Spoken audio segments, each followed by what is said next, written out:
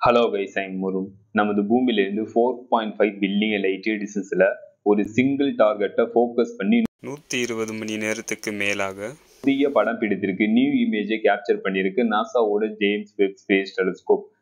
நாசாவோட James Webb space telescope படம் பிடித்த இந்த புதிய இமேஜ் சென்டர்ல ஏபிள் S1063 எனும் கேலக்சி இருக்கு. கேலக்சி சுற்றி மற்ற நிறைய கேலக்சிகள், நெபுலாக்கள், நட்சத்திரங்கள் போன்றவெல்லாம் இருக்கு. இந்த இமேஜ் சென்டர்ல இருக்கக்கூடிய கேலக்சி டார்கெட் கிடையாது.